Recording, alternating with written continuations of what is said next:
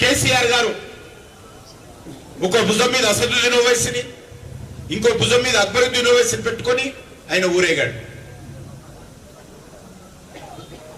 ఈరోజు కాంగ్రెస్ పార్టీ అధికారంలోకి వచ్చిన తర్వాత మరి రాహుల్ గాంధీ, రేవంత్ రెడ్డి పరిస్థితి కూడా అదే ఉన్నది. మజ్లిస్ పార్టీ ఏది చెప్తే దానికి తందానటువంటి పరిస్థితి ఉన్నది. మజ్లిస్ పార్టీ యొక్క కనుసైగల్లో ఈరోజు కాంగ్రెస్ పార్టీ పనిచేస్తా ఉంది.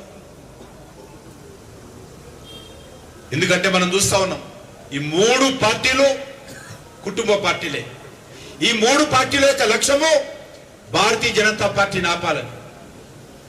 ఈ మూడు పార్టీలు అవసరమైతే గతంలో కలిసినటువంటి పార్టీలు, భవిష్యత్తులో కలిసినటువంటి పార్టీలు. అనేక ఎన్నికల్లో Congress party, BRS party, Majlis party కలిసి పనిచేశారు.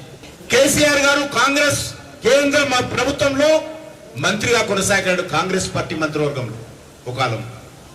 ఇదే ఇక్కడ రాజశేఖర రెడ్డి గారు ప్రభుత్వంలో నేటి బీఆర్ఎస్, నాటి టీఆర్ఎస్ కి సంబంధించినటువంటి హరీష్ రావు లాంటి వ్యక్తులు